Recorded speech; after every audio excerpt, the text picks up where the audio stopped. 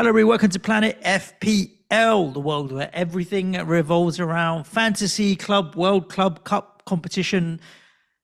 My name's Suj. My name's James. I ain't What do we playing call it? fantasy. Have you done a team?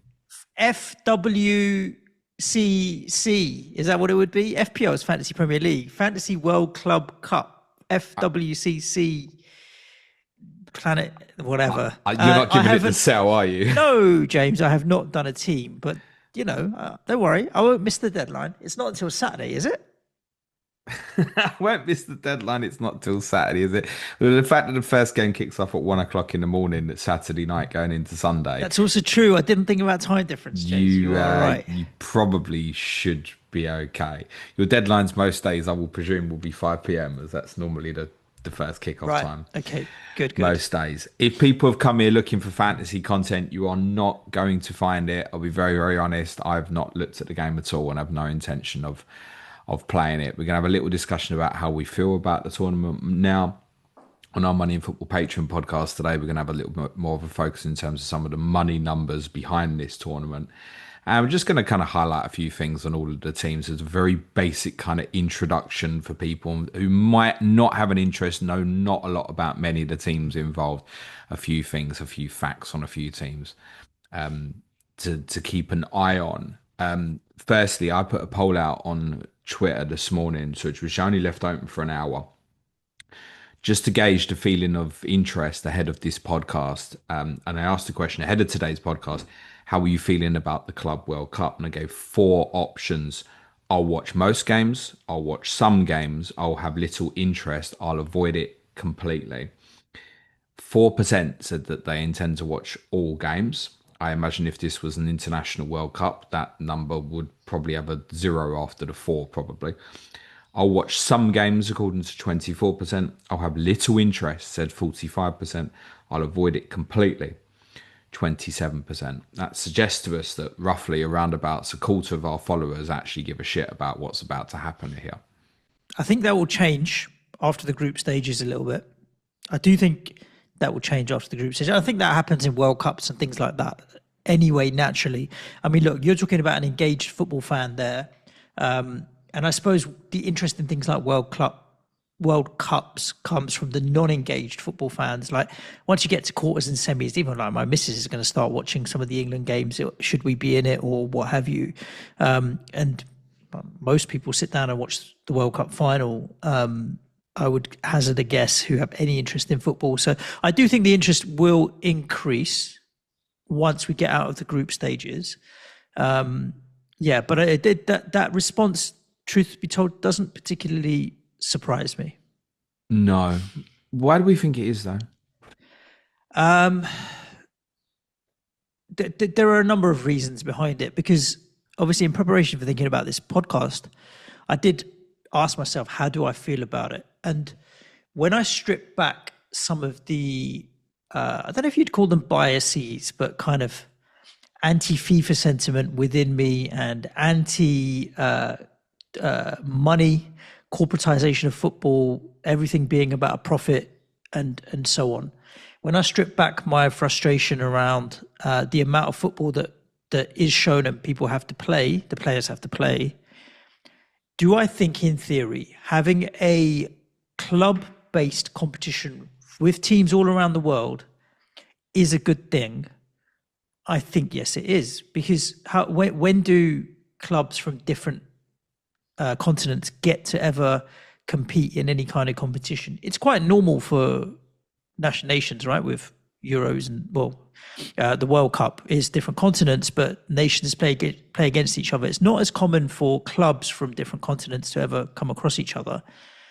And I think we quite often maybe look down on nations from other countries. South America, for example, I think South America, for example, probably has better talent than we would maybe give it credit for, and so on. I'm interested to see how the teams get on. And then kind of led me on to another question, which was in the World Cup, quite often the minnows just get slapped. And so there's quite a disparity between the major nations and the smaller nations. Do we believe the gap is going to be as big here between the big clubs and the minnows from some of these other nations. In certain areas, I think it will, but I think it won't be as crazy as it sometimes is in national tournaments, maybe. I mean, there's a debate to potentially be had here because the pool of players that teams have to pick from is obviously not tied to any specific nationality. So I think in summary, James, like I think the sentiment anti-World Club World Cup, bloody hell, I'm going to get it right by the end of the tournament, mate, is I doubt not it. to do with the concept of a tournament that pits clubs from different continents against each other. I think that's actually quite a good idea and quite an interesting and exciting concept, seeing different styles of football play against each other and so on. I think it's all the other shit that goes with it pisses everybody off. Yeah, the concept of a Club World Cup is not a bad concept. Mm.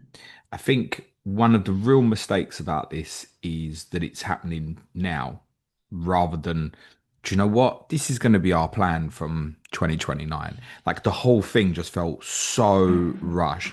We've had Yep. teams go into this competition like Inter Miami, who we know why they're in. It's because they've got Signora Messi, right? Messi. They've been like Yeah. designated They're as like the the host hosts. team Yeah, and yeah. stuff like that, right? Yeah. You got LA, they only qualified 3 weeks ago or something. Well, I know there was different circumstances In around terms that, of but the quality aspect, I mean, in the International World Cup, realistically, the teams that can win it are the European teams plus Brazil and Argentina. Or you might get a really good Colombia. Like kind of the days of thinking we'd probably, if you go back 20 years or so, I think most people thought by the time we get here, like an African or an Asian team will be really close. Like we're no closer to thinking like someone like that or a USA who even part host the World Cup next year can win the World Cup. We're no closer to that. This yeah. essentially, We are closer, but we're just not anywhere near as close as I don't think we yeah. are really. I don't not to any of them actually winning a competition. Yeah. I don't Yeah. think we're closer at all. And maybe that's even greater improvements from the European sides. In terms of the teams likely to win this, basically what you've got a club version of the international tournament just with no Argentina or Brazil.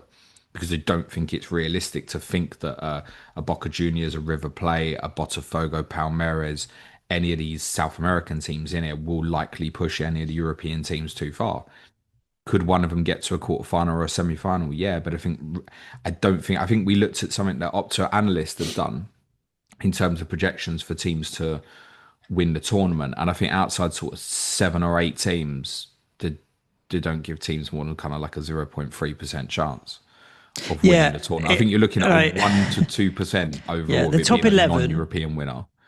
well, let's just say the top 10 are the only teams out of it that have more than a 1% chance of winning. Everybody else, you're talking about 22 teams there, less than a 1% chance.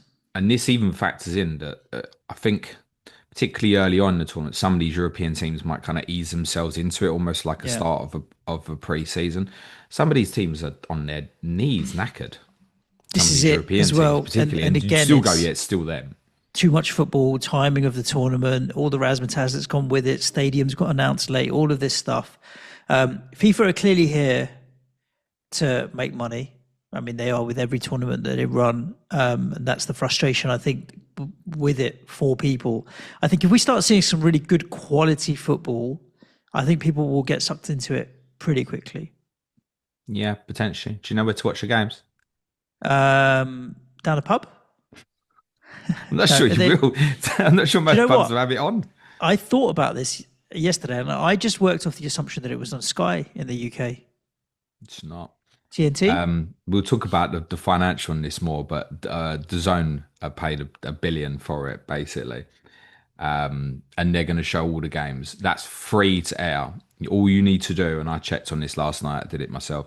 All you need to do is register, and you've got access So you can on the to website every stream game, it basically. Yeah. pretty much. And Channel 5 in the UK is going to have sort of 23 of the games, I think.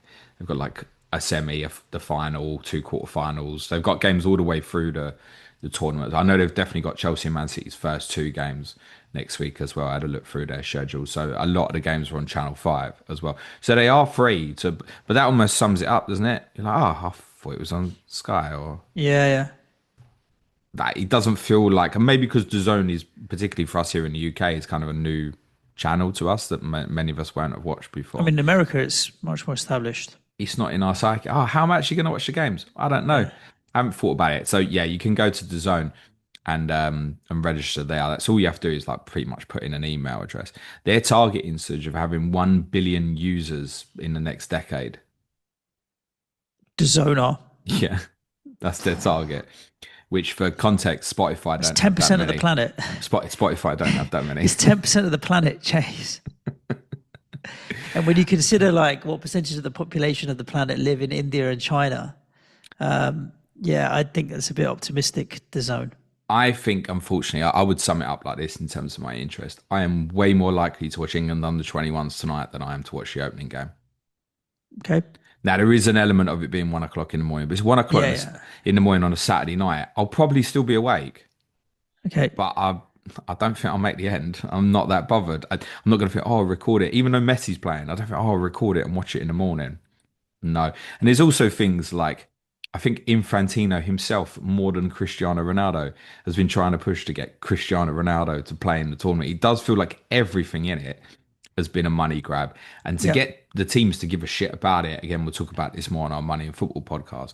These sums of money as a reward for these clubs means that there's no doubt it's going to get taken seriously. There is way too Yeah. much financial incentive for anybody to just treat it like shit. Although Pep has said, as an example, that he's not going to like lock people in their room and be like too detailed tactically. That might change towards the end.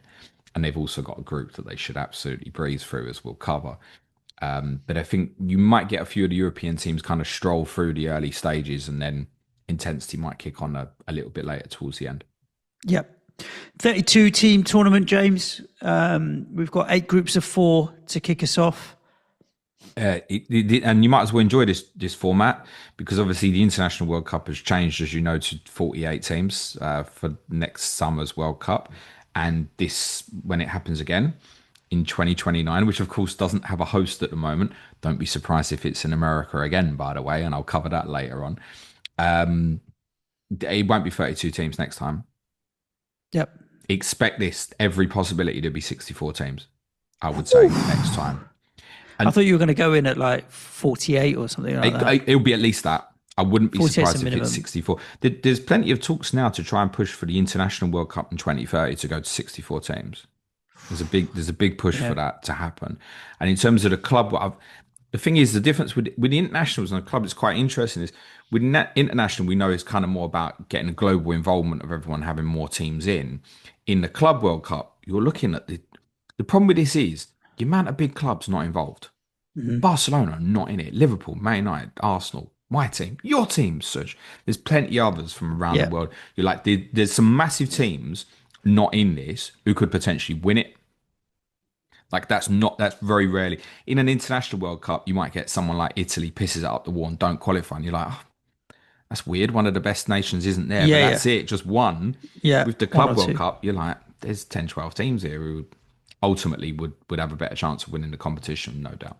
Do you think they'll change the format to be similar to the Champions League in terms of a league format to try and get more of the bigger teams playing against each other in the group stages I don't as think well? they can, because you're squeezing this into a World Cup environment Right. of a So month tournament, basically. the time doesn't allow extra games. Understood. No, I don't think so. And ultimately, these teams are going to meet each other, later on in the tournaments. I mean, the current projection, just to tell you, quarterfinals would be Atletico Madrid against Bayern Munich, Inter Milan against Man City, those two winners to play each other, PSG against Chelsea, and Dortmund against Real Madrid.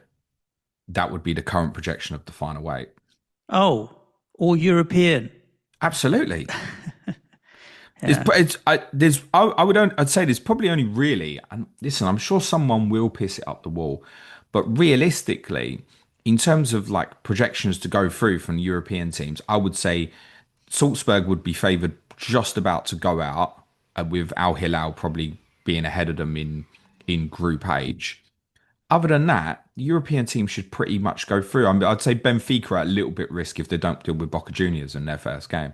Otherwise, European teams should all go through. It's not really much of a debate about it. Yeah. Should we ever run through these groups? Yeah, let's run through the teams for anybody that isn't sure who's playing or some of these clubs that you may never ever have heard of. We'll give you a bit of a rundown on what's going on. Of course, if you have an opinion on the Club World Cup, then jump in the comments on YouTube or on James's tweet on Twitter or what have you. But yeah, let's run down some of these teams and these So group groups. Group A obviously starts. The first game is 1 o'clock in the morning, Saturday night slash Sunday morning, into Miami against Al Ahly. We'll talk about ticket sales for that because it's not a sellout at the moment. Suj. Inter Miami have massive core of the greatest football club that's ever lived. Jordi Alba, 36, Sergio Busquets, 36, Lionel Messi, 37, and Luis Suarez, 38. Also managed by Javier Mascherano. So I mean, this is like the Harlem Globetrotters Yeah, yeah. ex-footballers kind of. How well they're going to be able to do is difficult to say. They're not playing in the home stadium either. It's going to be in they're playing in the Miami Rock Stadium, or I forget what it's called Hard exactly. Rock. That's it, The Hard Rock. Stadium. Thank you. That's where the opening game is going to be because they only get like 20,000 in terms of the average attendance in the MLS in their smaller stadium. So look, those names are going to get a little bit of intrigue, aren't they? Opponents Al Ahly won the Asian Champions League 2021, 2022, and 2024. They've won 12 Asian Champions Leagues in total, essentially. Sorry, African Champions Leagues in total. Essentially, Africa's essentially most successful football club. Aston Villa fans may remember Trezeguet, who currently plays for them at the moment. Those two teams are in quite an open group. Porto are the European team in this, and they've finished third in the last two seasons in Portugal behind Benfica and Sporting. That's the first time since the late 1970s that we've gone two consecutive seasons without finishing in the top two. Wow. So they're not at their best at the moment. We've got No, some well-known definitely not. players. Diogo Costa is obviously Portugal's goalkeeper, very well known, may well end up in our league very soon. Fabio Vieira, who's obviously on loan from Arsenal, where Arsenal had originally bought him from, is there. One to watch is Rodrigo Mora, an 18-year-old, very highly rated player, could even be on the move after this tournament. Brazilians Palmeiras make up this group. Felipe Anderson plays for them, Suj. Oi, He oi. formerly of West Ham, who you remember well. They won the Copa Libertadores in 2020 and 2021 and won domestic Brazilian league titles in the 2 years after that. They also have a player we mentioned yesterday, Esteval Willian, who we know is going to join Chelsea. He is Chelsea. the one to watch. That group's quite open. I'd say it's Yeah, I probably the would say. hardest to call. Bookies have just about got Porto favourites at the moment, but if they were in a stronger group, you'd say they was kind of at risk in the same way I spoke about Salzburg. Yeah. Group B does have a couple of European big hitters, and I guess arguably the most eye-catching fixture, perhaps from the group stage. Paris Saint-Germain and Atletico Madrid both involved. PSG are not a bad side, as we all know. A few Atletico Madrid players you'll be familiar with: Clement Longley, formerly of Tottenham and Aston Villa. Conor Gallagher is there. Julian Alvarez has had a brilliant season in front of goal. So too as former Crystal Palace player Alexander Sorlov. I think they're the dark horses, by the way. Atletico. Yeah, I think the draw's not too bad for them because obviously if PSG and Atletico finish in the top two, they're going to play teams from that Group A. So I think Yeah. even if Atletico finish second, they'll be favourites in their last 16 tie. So finishing first or second probably doesn't matter that much. They may well, as a consequence, walk into Bayern in Group C, who are inconsistent. I think it's fair to say, been the best team in Germany, but can be inconsistent. And I guess because of the weather, it might be a slower tempo than what we're used to. And I just think it might just fit into someone who can be strong defensively. I wouldn't rule them out as a bit of a dark horse here, Atletico, despite being in PSG's group. I mean, PSG, if they play to their maximum, are the best team now. Yeah. The other two teams in the group aren't too bad either. Seattle Sounders are the 2022 CONCACAF Champions League winners. They also have the advantage of they'll play all three group games in their home stadium as well. They recently signed Ryan Kent, formerly of Rangers, who was available on a free transfer. Botafogo is an interesting club. have obviously spent heavily in the last few years. They've recently won their first Brazilian league title since 1995. They are owned by John Textor. He of watered down ownership at Crystal Palace, which means Eagles fans, you should be okay to play in Europa League next season, thankfully. They've got three players who we think are going to join Nottingham Forest after the tournament: Igor Jesus, Qurbano, and Jair Cunha. They've got a couple of other players might be familiar to people: Vitinho, who was a right back at Burnley, and Alex Telles, who briefly played Yep. for Manchester United. I think those two, Seattle and Botafogo, are a little bit unlucky to land in that group. Because I think if either of them was in Group A, you'd give them half a shot of truly Getting qualifying. through. It's unlikely against those other two, but Seattle do have the three home games. Group C, I will probably ultimately be decided by a game in match day one between Benfica and Boca, for who probably joins Bayern Munich Bayern Munich. to go through. Bayern Munich play Auckland City in their opener. Current models have their projected XG in the game of between 4 and 5 goals. Yeah, exactly that, Suj. Wow, for the benefit of those who didn't hear Suj on his muted mic say, wow. I thought I'd unmuted it by the time I said wow. No wonder Harry Kane is joint top most expensive player in the fantasy version of the game. I would suggest, look, I'm not playing Captain fantasy. armband. I don't know how the captaincy works in that game, but I'd probably make sure you've got it on Just Harry put it Kane on for that game. Kane. Yeah. To give you an understanding for Auckland City, who dominant team in Oceania, I saw a picture of their stadium. It's barely a stadium. Opta rankings currently have them ranked as the 4,928th best team in the world. Wow. To give you a little bit of an understanding of that, the next lowest ranked team in this tournament is ranked about 600th. Oh, wow. Ranked around about 4,928 for teams roughly mid-table in the National League. I was going to say, like, Super Barnet from Underhill, Well, this is who Barnet just got arguably promoted to. would be ranked high. Barnet would be ranked higher. Okay. Can you imagine Barnet in the World Club Cup?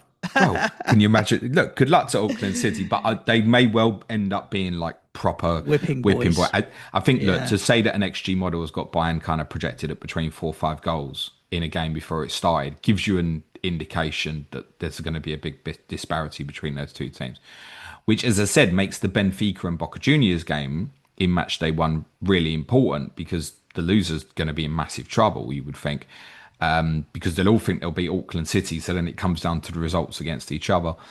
Few familiar names at Benfica. Otamendi's still there. Sanchez, who was on loan at Swansea after brilliant Euro 2016 performance for Portugal. Angel Di Maria is still going. I thought he left, to be honest with you.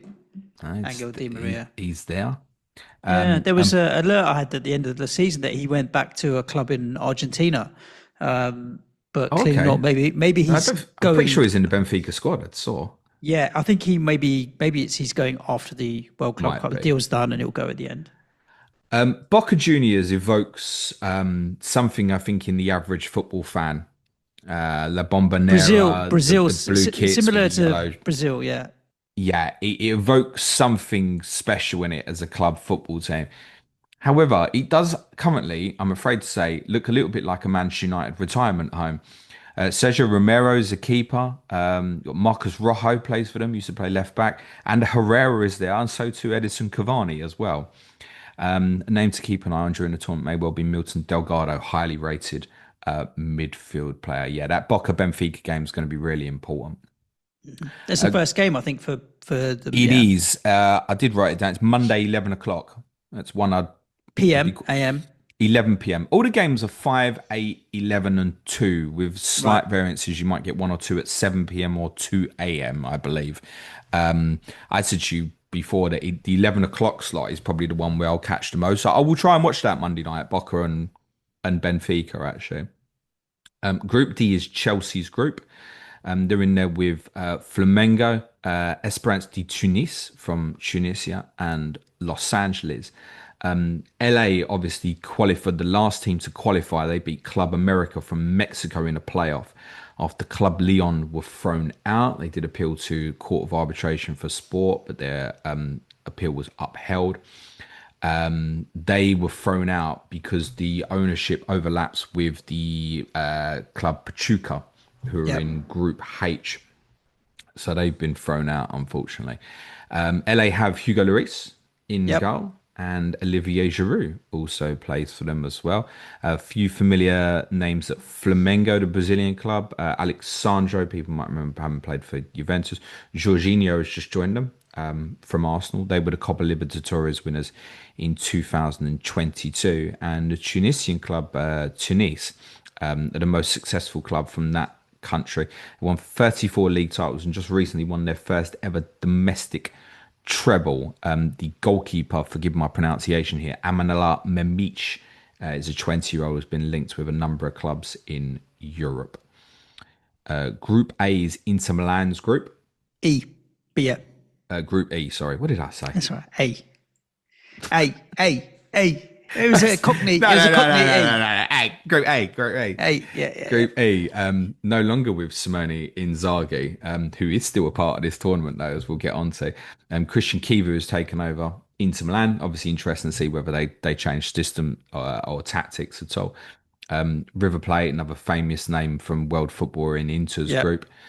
Couple of familiar names from River. You'll notice Gonzalo Montiel, who was briefly at Nottingham Forest, scored the final penalty in the World Cup final when they beat France. And he of scorer of West Ham's second ever greatest goal, Manuel Lanzini. There are plenty that would argue it would be the greatest, but Well, I was going to say that your greatest ever was Ashley Fletcher against us when we all had the shits in 2006. I don't know which is funnier. I think I'll take Lanzini every time, but he's still going strong down there, is he, in Argentina? The one that everyone wants to see from River Plate is Franco Mastantuono, a 17-year-old attacking player who will be joining Real Madrid at the end of the tournament. I've seen nothing of him yet, but he is being compared to the greatest footballers you've ever seen. Right. So no pressure. I mean, look, Real Madrid buy a guy from South America when he's 17. It's obviously going to get some mention. But he's like a regular starter for them. His underlying numbers are good and stuff. Cool. Also in this group is Monterrey from Mexico, who, talking of Real Madrid, have the former captain Sergio Ramos in their squad, who wears number 93. Serge, do you know why he wears number 93? Year of his birth? No, he's not that. No, he's older than that, I think, It'd be in the 80s. He is, yeah. No, he wears 93 as a nod to the minute of his goal in the Champions League final against Atletico Madrid in 2014, I Go think for that it. was. Great. Monterrey have won 5 CONCACAF Champions Leagues, and their coach Dominic Torrent is a former assistant to Pep Guardiola. The final team in the group is Japan's Urawa Red Diamonds, who were the 2022 Asian Champions League winners. They finished 13th in the J League last season. They're currently only 3rd. Group F is Dortmund's group, and I think this group's quite open. Dortmund obviously have a number of English players. Joe Bellingham has officially joined them, where his brother was previously. You've seen them Tuchel comments about what his mother thinks of Jude Bellingham, by the way. It's Tuchel's comments about what his mother thinks of Jude Bellingham. Tuchel's mum thinks about Jude Bellingham. Mrs. Tuchel Senior. Yeah. No, I haven't. Okay, we'll talk about that another time. Jamie Byner-Gittens, a player we spoke about. Should I Google it?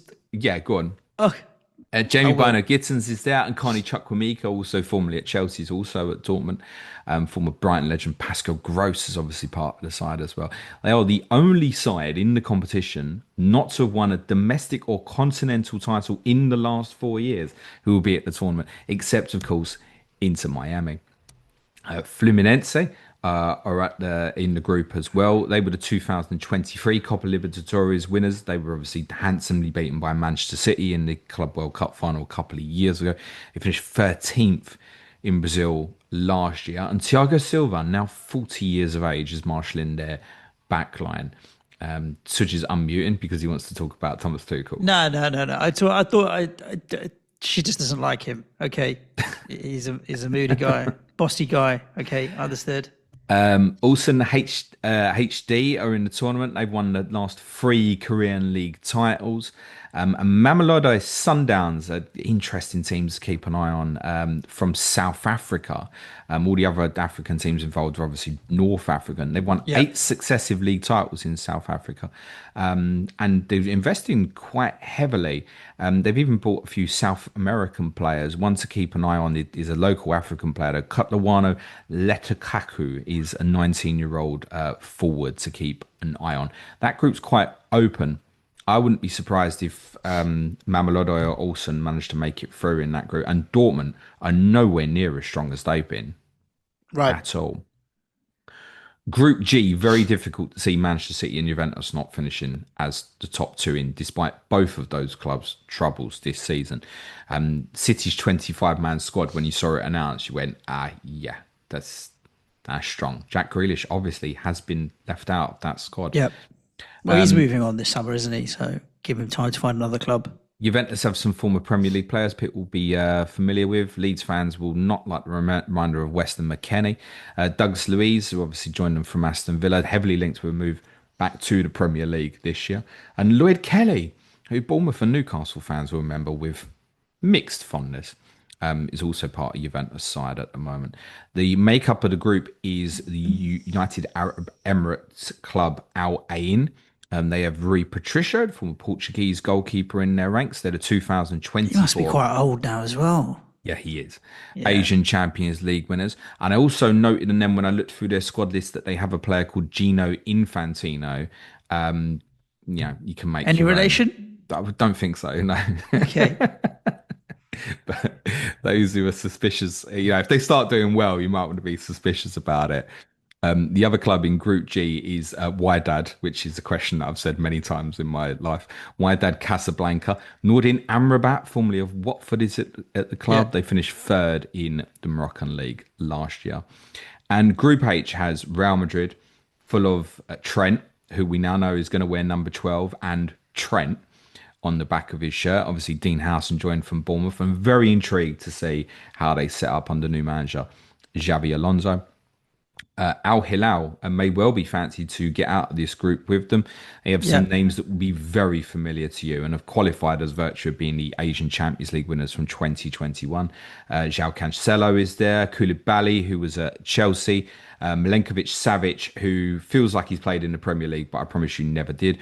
Ruben Neves, Malcolm, who was at Barcelona, and obviously Simone Inzaghi is their manager now as well. They could do well, Al Hilal. Yeah, might even end up being the strongest team outside Europe. Wouldn't surprise me. Red Bull Salzburg finished third in Austria last year, and obviously dominant in that league for a long time. But it doesn't bode well. They're in by some complex working of the coefficient, by the way, for those who are wondering, where UEFA decided they couldn't have more than 2 qualifiers from 2 nations, and at the point of deciding, Salzburg's coefficient was really good. And they ended up essentially as the 12th team. That's why you've also got 2 Portuguese teams in here, right, as well. So obviously Salzburg, in terms of the coefficient, were like 24th, 25th or something. But because you couldn't have more than 2 from the same team, one country, exactly that. Couple of names to keep an eye on. Johan Guru is an 18-year-old defender that they invested in from Ligue 1 last summer. And I've seen Dorgeles Nene, a 22 attacking player, linked with a number of Premier League clubs over the last week. Pachuca are the final club to make up Group H from Mexico. They are the 2023 CONCACAF Champions League winners. And in their ranks include the Venezuelan forward Solomon Rondon. I remember him. Cool. That's a good and helpful rundown, James. When you go through that top to bottom, it does become pretty obvious and clear why we think the European teams are going to go through, because in most of the groups, they will have the favourite and then possibly the second favourite in that group as well. So we could end up even in, I don't think last 8 could all be European for sure. Well, at the moment, in terms of betting odds, that would be the favourite, yeah. Yeah. Indeed. Good. Cool. Listeners, that's a rundown on the Club World Cup. We will be talking about it throughout the tournament. The intention is to kind of do a pod on it after each match day and see how we feel and what we've watched. What's changed, what we've learned. It's kind of going to be a game review, but obviously we're not going to do it like the Premier gaming League game review. review will be, what have we watched over the last week? What have we learned? What are the big stories? And it might be an impact of following what's happening in terms of attendances and more of the money around the tournament, which we're going to start a conversation on Patreon later today as well. Good, good, good. Yes, indeed. So if you want to support the show on Patreon, it's patreon.com/Planet FPL. July is free. So if you do decide you're going to sign up, not only do you get all of the content for the rest of this month, you'll get some of July as well. There is a short break in July, but you'll be prepped and ready for Correspondent Week, which will start in August. We'd love to have you over there as part of the community and supporting the show. Today, Money in Football, we will deep dive into things like that $1 billion bid from DAZN and what the actual prize money for some of these clubs actually is. Spoiler, was it even DAZN's money? Who knows? We shall find out. Listeners, thank you so much for tuning in. Make sure you're subscribed wherever you're listening to the podcast, and we'll be back at you tomorrow. Stay safe. Ciao for now. Thanks, everyone. Be nice to each other. Cue music, please. Man child.